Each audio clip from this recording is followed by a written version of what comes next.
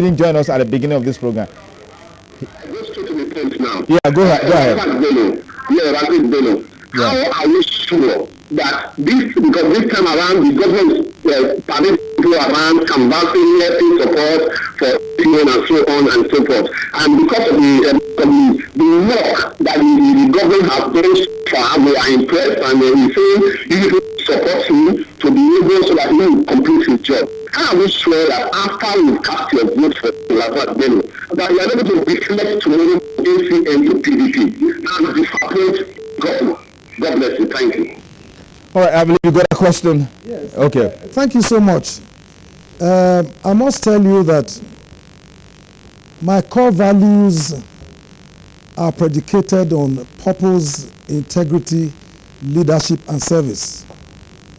And I can tell you that if you look at my antecedents and my resume, I have those antecedents that are very clear, that have discharged and acquitted myself in any area that I have engaged myself. One thing that we have been able to establish is that I belong to that platform that is talking about change, that is talking about restoration of our values, that is talking about development. Politics is about the upliftment of the quality of lives of our people and the development of our environment. Comrade Adams Oshomole is the product of the people. When the people donate their franchise to you by way of mandate, you of course owe it to them to deliver on your promises, using the instrumentality of men and women with verifiable evidence of antecedents, to do their work. So I am convinced that the Action Congress Party, for instance, is working in Lagos. It is working in Edo State. I will have no choice than to queue behind Action Congress. Okay, can we take the next question, please? Thank you so much. Hello, good evening. Hello, good evening. My name is Oredo, calling from Benin. What's your name again? Oredo. Please go ahead with your question. Yeah, calling from Benin. Yeah, go ahead. Yes, I want to ask Razaq Bello-Osagie a question. Go ahead. Sir, please, what are your blueprints for the youth in Oredo constituency? Talking about... Okay, he got that question. Yeah, you see, I think the problem we have as we speak in this country is a bouquet and a plethora of problems arising from a long period of neglect by our leaders. The biggest problem that we have up till now is that of leadership currency, leadership capital, because we have always voted for people, or people have always put themselves in power even when they didn't have the mandate of the people. To go straight to your question, let me tell you, once we begin to deal with issues concerning unemployment and increase the capacity through human and institutional building capacity processes, and we're able to strengthen and allow the institutions work, if the institutions are working, the youths will have employment. And I tell you another thing. For me, as a representative of Oredo, my job is guided by Chapter 1, Subsection 4 of the Constitution. Number 1, to make laws for the peace, order, and good governance of the Federation. Number 2, constituency aspiration through advocacy, sensitization, and all that. And number 3, to ensure that you preside over the oversight function of the ministries, departments, and agencies of government.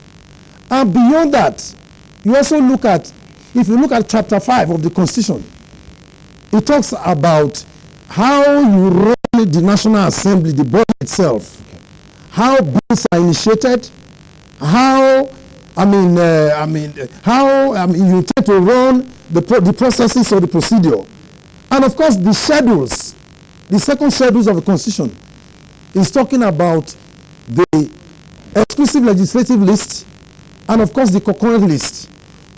The exclusive legislative list is dealing with police matters, is dealing with labor, is dealing with aviation and all that. You see, but I tell you, in all of this, whatever you do, whatever bill you support must influence the policy directions of government. Okay, we have a caller. We have a caller on the line. Hello? Hello, go ahead with the question. Hello? This is Matthew calling from South. Matthew, go ahead, please. Okay, first of all, I'd like to commend ITV for the great speech. Thank you. I believe, this is one of the best things that have happened to do politics. Thank you. And secondly, I want to commend the candidates for coming to hear their views and to let the populace know what they do for them. All right. And thirdly, I want to ask Razaq Bello, why he was doing is the profiling. He said that maybe working under the dental insurance.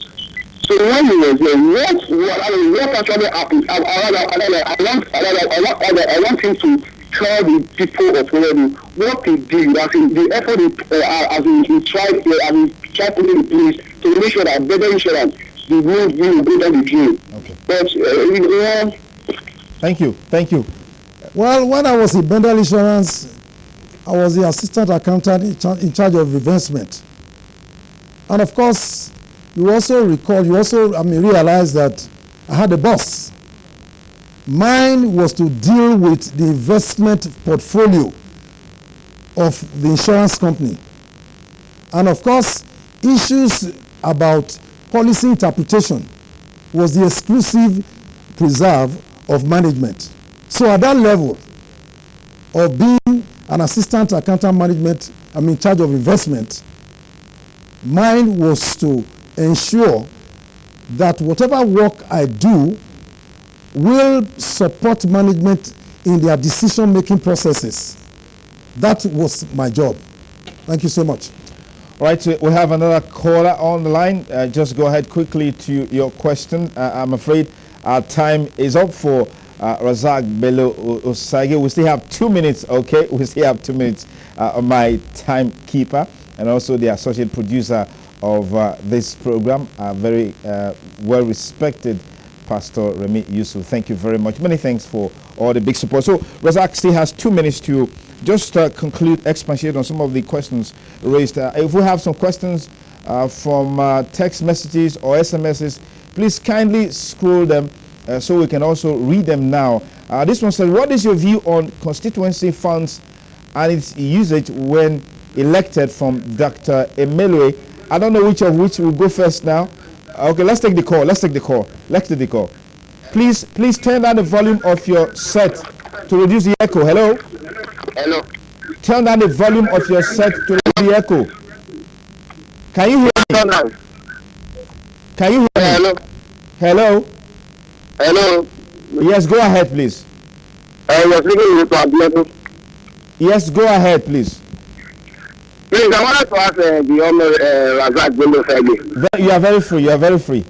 Yeah, concerning this issue of youth empowerment in this society, is it the issue of the legislation to make laws on youth empowerment on their constituency? Whether it's the issue of them to make the laws for empowerment of the youth?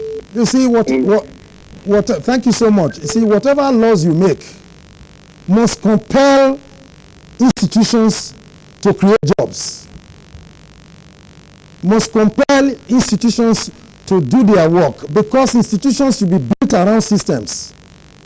If we have money sweeping into our state, we must be able to sit down to find out what we are doing with this money.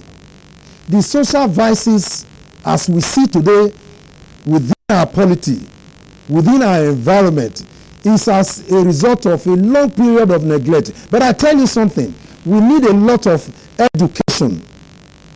We need to educate our people so that they will understand what their rights are, so that they don't begin to see it as one government doing them a favor. am happy to observe that the current governor, for instance, had a program for youth empowerment when he created jobs, Edo years. And a lot of youths were employed. And I'm happy to say that I was part of that process, and God created that opportunity for me to be able to, take in so many people, and I'm very happy that that happened. Okay. Now, to talk about the constituency project, I just wanted to read all the questions to you so that you take them in one block. This one says, we know that Oredo is the heart of Benin, but a jobless boy around King Square, how are you going to settle that? This one's to Razaq. How do you intend to employ the youths? What are your point-to-point strategies? It came from Divine. Mr. Razaq, my question for you is that, are you sure you will be accessible to your people if voted? This is from Dr. Esther. I think that's all we can take quickly right to those questions. Well, number one, for constituency projects, I think in the past, what we have always seen has been that of outright misunderstanding of what the constituency, project funds are meant for. A legislator has no business with awarding contracts.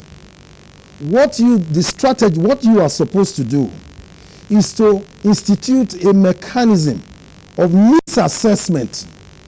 You sit down with your people in Oredo, the 12 wards in Oredo, market women, various associations, leaders of the wards, men and women, youths, under one roof to discuss common problems by way of a town hall meeting on a periodic basis.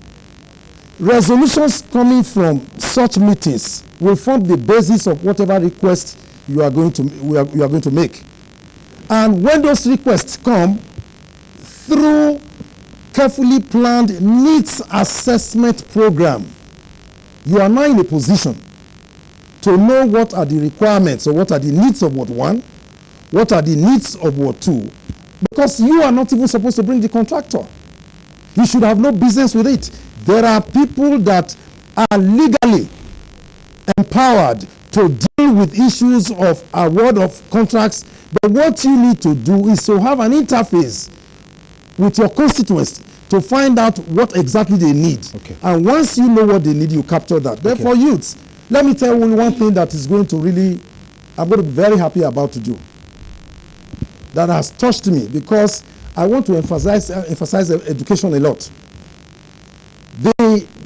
What you are seeing now, we are seeing a shift from people who used to take their children, whether poor or rich, from the private school to public schools now. That is going to happen. And then what you're also going to do, I must tell you, is we are going to look at how we're going to support families that cannot afford to help their children. You look at the UME program, for instance. The UME program, you look at it, for instance, we should be able to, through a voluntary scheme, to get our graduates to organize courses and organize lectures to prepare the younger ones and save parents the burden of paying to prepare their children for exams. Okay. We are going to do a whole lot of that. Razaq, your time is up. Thank you very much. So much. Thank you very much. Thank you very much.